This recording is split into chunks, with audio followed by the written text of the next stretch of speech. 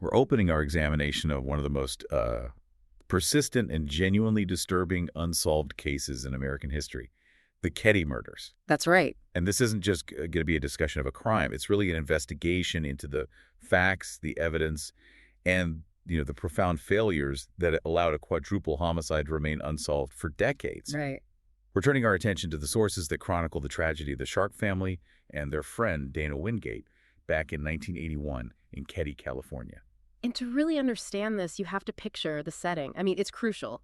Keddie was, and it still is, a tiny, rural railroad town. It's nestled deep in the Sierra Nevada mountains. Very isolated. Extremely isolated. It just feels so removed from the kind of violence you might associate with a big city. Our focus is specifically on house number 28 in the Keddie Resort. And that's the place. That's the place where Glenna Susan, who went by Sue, her son John, his friend Dana Wingate, and her daughter Tina Sharp all tragically lost their lives. And as we get into the really unsettling details, it's so important to remember the human tragedy here, the immense loss for the victims and especially for the surviving children. Absolutely. Our mission today is to take you through the entire trajectory of this case. We'll start with the family's background, the final ordinary events of that day before charting the just appalling discovery and the specifics of the crime scene. And from there, we have to spend a lot of time on where the investigation went so wrong. Yes, those missed opportunities, the institutional failures. And then we'll bring it into the modern day and highlight the critical 21st century breakthroughs that have finally generated some movement toward justice. It's a story of brutality, yes, but also of persistence. Incredible persistence. Okay, so let's unpack the context of the Sharp family's life in Keddie. Sue Sharp, born Glenna Susan Davis in 1945, she'd moved her family all the way across the country. Right. It was in July of 1979. Sue and her 5 children relocated from Connecticut to Northern California. This was right after she separated from her husband, James Sharp. Fresh start. A completely fresh start. She wanted to be near her brother, Don, who lived out there, so it was a move for family support. And where did they land initially? Well, they first settled in Quincy, which is a small community nearby. Sue rented a trailer in a place called the Claremont Trailer Village. And interestingly, it was a property that her brother had actually lived in before. Okay. But by the next fall, the family, they needed more space, 5 kids. So they moved into the much larger house number 28, in the Keddie Resort. And there's a really interesting detail about that specific house. There is. It's an unsettling one. The sources say it had only recently been vacated by the Plumas County Sheriff himself, a man named Sylvester Douglas Thomas. Wow. Now, that's not to imply he had any involvement, of course, but it places the residents, right in the orbit of local law enforcement from the start. Which makes the failures we're about to discuss even harder to understand. Exactly. So the family unit in cabin 28 was Sue and her 5 children, John, who was 15, Sheila, 14, Tina, 12, and then the 2 younger boys, Rick, 10, and Greg, who was 5. So a big, busy household in this very quiet, very isolated resort area. Let's focus now on April 11th, 1981. It started as a completely typical Saturday, but it quickly spiraled into infamy. We can trace their movements pretty well from the source material. That morning, Sue, Sheila, and little Greg, they all drove to Quincy. Okay. They were heading to a place called Gansner Field to pick up Rick, the 10-year-old. He had baseball tryouts. Right. And around 11:30 in the morning, as they were driving, they saw John, the 15-year-old, and his friend Dana Wingate hitchhiking. Hitchhiking, which was so common back then. It's very common. So they picked them up, drove them the 6 miles or so back to their cabin in Keddie. But the boys, they didn't stay long. No, not at all. They clearly had plans back in Quincy. So just a few hours later, around 3:30 in the afternoon, John and Dana hitchhiked back again. And they were seen. Oh, yes. They were definitely seen downtown in Quincy. The reports suggest they were just, hanging out, maybe visiting some friends. And this is really the last confirmed sighting of either of them alive outside of cabin 28. Okay, so as the evening starts, the household starts to break up a bit for the night. Exactly. Sheila, the 14-year-old daughter, had a sleepover planned. She was going to the Seabolt family's cabin, which was right next door, cabin 27. Right next door. Literally feet away. She left her house a little after 8 p.m. to go spend the night there. And that brings us to Tina Sharp, the 12-year-old, who would, of course, become the focus of a massive search. Right. Tina was actually with Sheila at the Seabolt's house for a while, watching TV with them. Oh, okay. But then around 9:30 p.m., she decided to go back home. She asked what time it was and then returned to her own family's cabin to number 28. And that detail is so crucial. It's critical because it confirms she was inside the house shortly before John and Dana are believed to have returned, and before the attacks began, she was there. So as the night settles in, who is left in the house? So in one of the bedrooms, you have the 3 children who would survive. That's Rick, who was 10, Greg, who was 5, and their little friend, Justin Smart, who was sleeping over. And in the rest of the cabin? Just Sue Sharp. She was awake, waiting up. The timeline suggests that John and Dana came back sometime after 9:30, after Tina was already home, and they, completely unwittingly, either brought the killers with them or just created the opportunity for the attack to begin. And it's that window between their return and the next morning that holds all the horror. All of it. The terrifying silence of that night was, of course, broken the next morning. It was Sunday, April 12th, 1981. It was around 10 a.m. when Sheila Sharp, the 14-year-old, came home from her sleepover at cabin 27. And she's the one who walked in. She was the one. She opened the door to her home and found a scene of just absolute carnage. The sources are very clear. She found the bodies of her mother, Sue, her brother, John, and his friend, Dana Wingate, all of them brutally murdered in the living room. I can't even begin to imagine a 14-year-old girl. It's unthinkable. And then there's the other chilling element of this discovery. The other kids. The other kids. Well, Rick, Greg, and Justin Smart were found in an adjacent bedroom. Physically, they were completely unharmed. how is that possible? That's the question that has haunted this case for decades. They were apparently asleep through the entire event, which must have lasted for some time. Such incredible violence happening just a few feet away, and they heard nothing. It suggests something about the killers, doesn't it? It does. It suggests either this terrifying efficiency or a level of force that was just so focused on the victims in that one room. But at that moment, for Sheila, the horror wasn't just the three bodies, it was also who wasn't there. Tina was gone. 12-year-old Tina Sharp was missing from the home. And that, of course, changes everything. It's not just a triple homicide. It immediately launches this frantic search. The FBI even gets involved, right? They do, briefly. They start investigating it as a possible abduction. But, as we'll see, they pulled back fairly quickly, concluding the state was handling it. A decision that seems, in hindsight, just baffling. It really does. And it speaks to how this case was maybe mishandled from the very start. And that brings us to the crime scene itself. And the immediate contamination. Yes, the first contamination. After Sheila made the discovery, she, of course, ran screaming back to the Seabolt's cabin next door. A neighbor, Jamie Seabolt, he ran over. He did, and he did something very smart at first. He retrieved the three surviving little boys, Rick, Greg, and Justin, by pulling them out through their bedroom window. Right, to avoid having them walk through the living room. Exactly. A good instinct, but Jamie later admitted that before he did that, he briefly entered the house through the back door just to check for survivors. And you can't blame him. It's a human reaction. But in a high-stakes crime scene like this, even that momentary entry by a well-intentioned neighbor, you risk everything. You risk leaving your own fibers, smudging a footprint, just compromising vital forensic evidence from the absolute outset. So the scene was compromised before the first officer even got there. Almost certainly. Let's get into the specifics of what they found, the evidence that details the brutality. So sources describe it as a scene of just complete overkill. That's the right word for it. All three victims they found, Sue, John, and Dana, they were all bound. Bound with what? A combination of medical tape and electrical cords. This wasn't a quick attack. This suggests a deliberate, prolonged subjugation of the victims before the final assaults. And the blood spatter analysis confirmed it all happened in one place. Yes, all of it.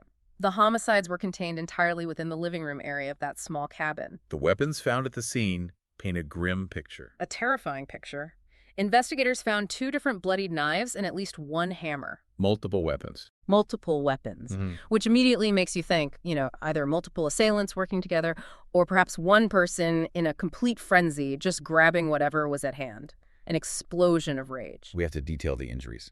It's difficult, but it's essential to understand the case, starting with Sue Sharp. Sue, the mother. She was found on her side, near the sofa. She was nude from the waist down. She had been forcibly gagged with a blue bandana and, horribly, her own underwear, all held in place with tape. The violence was just extreme. It was. She had been stabbed multiple times in the chest, but the most severe injury was to her throat. It was cut horizontally. a wound so deep that it severed her larynx and actually nicked her spine. And there was blunt force trauma, too, a very specific kind. Yes, a very unique detail. The sources confirm an imprint on the side of her head that matched the butt of a Daisy 880 Powerline BB and pellet rifle. A BB gun. Yes, suggesting the killer either brought it with them or found it in the house and used it as a bludgeon. The autopsy was conclusive. Her death was caused by the knife wounds combined with the blunt force trauma. She was attacked in at least 3 different ways. The boys, John and Dana, the violence against them was just as severe. It was. John Sharp, who was only 15, his throat was also slashed. And he had suffered extensive blunt force trauma to his head from 1 or more hammers. He also died from that combination of knife wounds and blunt force trauma. And Dana Wingate, the friend. Dana, who was 17, he endured similar head injuries, again from at least 1 hammer, but the medical examiner determined his actual cause of death was manual strangulation, asphyxiation. So strangulation, stabbing, and beating, all happening in that one room. It's an exceptionally vicious, personal, and prolonged attack, just layers of violence aimed at ensuring death. So given all of that, the noise... How did no one hear anything? Sheila and the Seabolts were just feet away in the next cabin. And that's the paradox. They reported hearing absolutely nothing, no screams, no struggle, no commotion at all. But someone else did. Someone else did. A couple who lived in house number 16, which was actually further away, they told police they were woken up at 1:15 a.m. By what? By what they described as muffled screaming. Muffled screaming. And that is a critical piece of the timeline. If the people right next door heard nothing, but people further away heard muffled screams, it gives you a very precise time window. The murders happened sometime after 10 p.m., but were likely underway around 1:15 a.m., and it suggests the attack was, I don't know, either meticulously contained or the victims were silenced very quickly. Which would explain why the children in the next room never woke up. It could. It's a terrifying thought. So the crime scene itself was brutal, but the official response, the investigation by the Plumas County Sheriff's Office, that became the next tragedy of this case. A series of missteps that just stalled justice for decades. It really did. Let's start with the early leads they pursued. Detectives interviewed neighbors pretty extensively. And a key detail came up right. The green van. The green van. Several witnesses, including members of the Seabolt family next door, they remembered seeing a green van parked at the Sharps' cabin around 9 p.m. that night. That seems like a huge lead. It should have been. A specific vehicle tied to the house around the time of the murders. But for whatever reason, its importance remained inconclusive in those first critical days. It just sort of fizzled out. And then there's the testimony of Justin Smart, the little boy who survived. Yes. Justin's account is. It's challenging. He was only 5, and he gave conflicting stories. At first, he said he just dreamed the whole thing. Which is completely understandable for a child who has been through that kind of trauma. Absolutely. You can't expect a clear, linear narrative. But then, later, they put him under hypnosis. Hypnosis, that's always a controversial tool. Extremely. Especially with a young, traumatized child. It raises huge questions about reliability, about suggestibility. But his account under hypnosis is what they used. What did he say? He claimed to have seen his mother, Sue, with 2 men inside the cabin, and that became the basis for the first suspect descriptions, 2 attackers.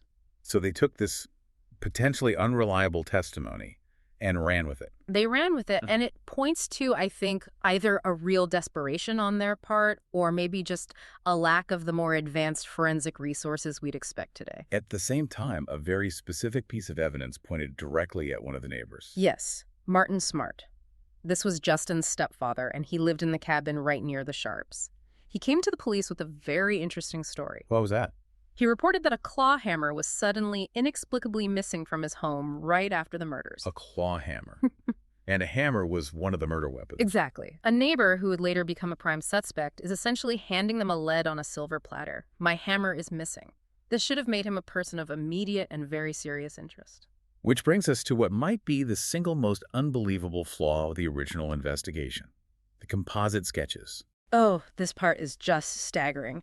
Based on little Justin Smart's hypnotic testimony about the 2 men, law enforcement decides to release composite sketches to the public. A standard procedure, usually. Usually, except for their choice of artist. The person they chose was a man named Harlan Embry. And who was he? The source material is blunt. It describes him as an amateur with, and I'm quoting, no artistic ability and no training in forensic sketching. You're kidding. I'm not. He was a local guy who volunteered his time, but he was fundamentally, completely unqualified for a task this critical in a capital murder case. But why? Why would they do that? I mean, Plumas County could have requested help from the Justice Department, from the FBI. They have access to the best forensic artists in the world. That is the question, isn't it? It points to a catastrophic failure in judgment, and this decision had immediate and lasting damaging effects. Because these flawed sketches went out to the public. Exactly. Flawed images based on questionable testimony drawn by an unqualified person were sent out to the media. It almost certainly misled the public for years, sending them looking for people who didn't exist, while the real suspects were, right there. Do we know what the sketches described? We do. They describe two men in their late 20s or early 30s. Suspect 1 was tall, 5'11" to 6'2", with dark blonde hair. Suspect 2 was shorter, 5'6" to 5'10", with black, greased hair. And both were supposedly wearing gold-framed sunglasses. At night. At night. The whole thing was just... It was a disaster. It may have doomed the case from the very start. And while this was happening, the sheriff, Doug Thomas, he was focused on PR, on controlling rumors. He was. Rumors were flying around that the murders were maybe ritualistic or connected to drug trafficking. Right. Sheriff Thomas publicly and repeatedly shut those down, saying no illegal drugs or paraphernalia were found in the cabin. Which might have been true, But if you prematurely dismiss all alternative motives without a thorough investigation, you could be narrowing your focus way too early. And what about the federal help, the FBI, for Tina's disappearance? It just evaporated. The FBI was there investigating her case as an abduction, but by April 29th, that's just over 2 weeks after the murders, they officially pulled out. Why?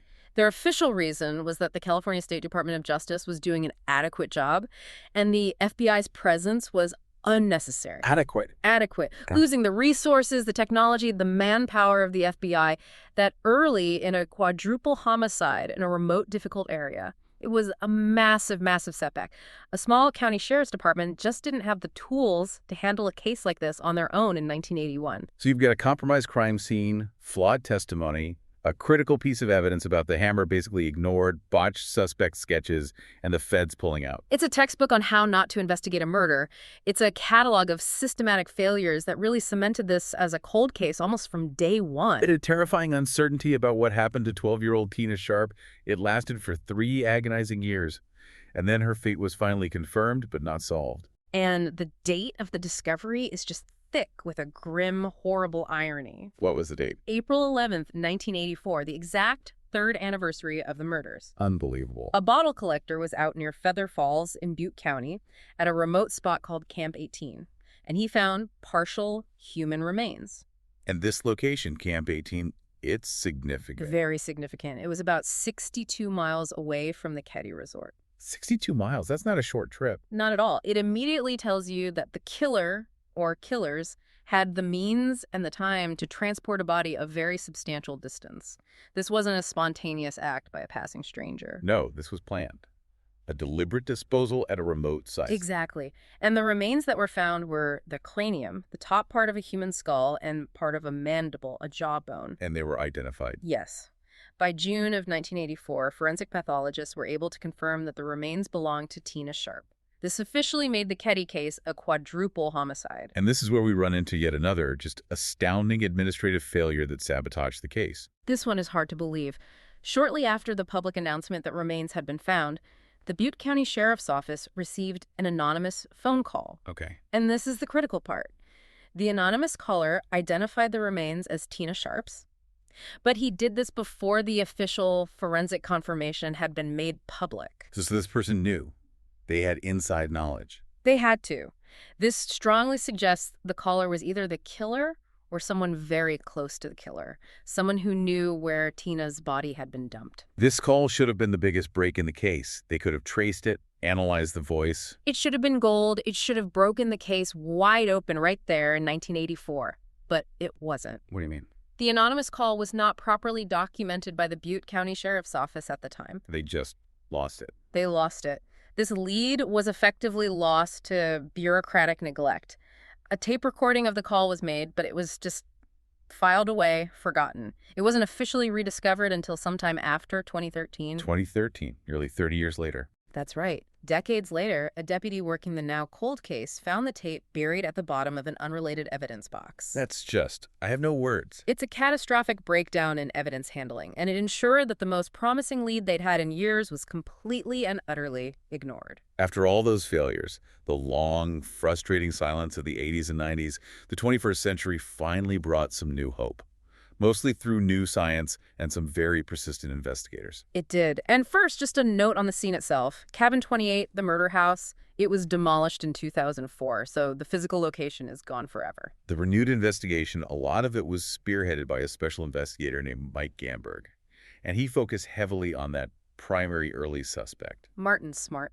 The neighbor, Justin's stepfather, the man who reported his hammer missing. Smart himself died back in 2000, but evidence connected to him started to finally surface years later. And the most damning piece of evidence was a letter that surfaced in 2016 written by Martin Smart to his wife Marilyn. This was written shortly after the murders, when he had driven out to Reno. And the letter, which has been confirmed by multiple sources, contained an absolutely chilling statement. What did it say? He wrote, "I've paid the price of your love, and now I've bought it with 4 people's lives." Bought it with 4 people's lives. Mmm. That reads like a direct confession. It's about as close as you can get. It explicitly ties him to a quadruple homicide. And the most infuriating part is the story of this letter. It is. Investigator Mike Gamberg confirmed in 2016 that this letter was overlooked during the initial 1981 investigation. It was never admitted as evidence. Overlooked? They had it and they overlooked it. Can you imagine finding that kind of direct, written evidence decades after the primary suspect is already dead, knowing it was sitting in a file somewhere while the case went cold? It's maybe the single greatest indictment of that original investigation. And that's not the only confession linked to Smart. No. The focus on him intensified with allegations of a more direct verbal confession. A counselor that Smart was seeing regularly, she alleged that he had confessed to her about the murders of Sue and Tina Sharp. Specifically Sue and Tina. Yes, and this is where it gets strange. He reportedly tried to minimize his involvement with the male victims. He allegedly said, quote, "I didn't have anything to do with the boys." So he's admitting to killing the women, but not the boys. That's what he allegedly claimed. And he gave a motive for killing Tina. He said she was killed because she had witnessed the whole thing, and he had to stop her from identifying him. So that suggests a personal motive may be focused on Sue, and Tina was just a witness who had to be silenced. It does. It's a partial, self-serving confession, if true. But it still places him at the scene as a killer. And the investigation also had to account for a possible second suspect. Right. A man named John Boubaid. He was staying in the same neighboring cabin as Martin Smart right around the time of the murders. Boubaid died in 1988, but he allegedly had ties to organized crime in Chicago. So the theory is Smart and Boubaid. The possibility of 2 people involved. It fits the chaotic nature of the crime scene. You have multiple weapons, multiple victims. The idea of Smart having a personal motive and Boubaid perhaps having the capacity for that kind of extreme violence, it makes a certain kind of sense. And then in 2016, a huge physical validation for all this new effort. A massive one. The discovery of the lost hammer. On March 24, 2016, a hammer was found, and it specifically matched the description of the claw hammer Martin Smart had reported missing all those years ago. Where was it found? In a local pond in Plumas County. A pond. And the location was key. The Plumas County Sheriff at the time, Greg Hagwood, he emphasized that where it was found meant it would have been intentionally put there. It would not have been accidentally misplaced. It was deliberately hidden. Disposal of a murder weapon. That's exactly what it suggests. Finding that long-lost weapon so strongly associated with their prime suspect, it was a colossal step forward. And investigator Gamberg confirmed in 2016 they were looking at multiple suspects. Yes, he said they were actively examining 6 potential suspects at that time. But the real scientific breakthrough, the one that offered the most promising path to closure, came 2 years after that. In 2018. Yes, the DNA breakthrough. Gamberg announced that investigators had successfully recovered a usable DNA profile from a piece of evidence from the original crime scene. What was it from? From a piece of the tape. The medical tape or electrical cord that was used to bind the victims. And they got a match. They got a match. The DNA sample was successfully analyzed, and it matched that of a known living suspect. A living suspect after 37 A years? living suspect. That single scientific match, it just cuts through all the noise, the flawed sketches, the lost evidence, the conflicting stories, a direct biological link to a known living individual. It proves the enduring power of preserving evidence, no matter how old. And it really underscores the tragedy of how long this took. Investigator Gamberg's assessment of the original investigation is just scathing. It is. He said you could take someone just coming out of the academy and they'd have done a better job. Wow. And that really encapsulates everything we've talked about. The lack of proper documentation, the contamination, the amateur sketch artist overlooking that letter from Smart, the blunder with the anonymous phone call, all those failures, they just collectively delayed justice for nearly 4 decades. This analysis really brings the whole picture into focus. It shows how those systemic early failures ensured that the Keddie tragedy grew into decades of uncertainty and injustice for the surviving family members. We've charted the whole course from those ordinary events leading up to this shocking extreme violence. And then finally, to the scientific and truly persistent police work of the 21st century that has, at last, found a target for accountability. When you look at the decades that passed between the 1981 murders and the critical discovery of both that hammer in the pond and the definitive DNA match 37 years later, this case really serves as a powerful illustration. It absolutely does. It shows you the necessity of meticulously preserving every single piece of evidence, even when a case seems impossibly cold. The persistence that's required to seek justice across multiple generations of law enforcement, it's all validated by the fact that science finally connected the pieces that were left behind by that profound early investigative negligence. This evidence allows the living to finally confront the actions of the past. Thanks for listening.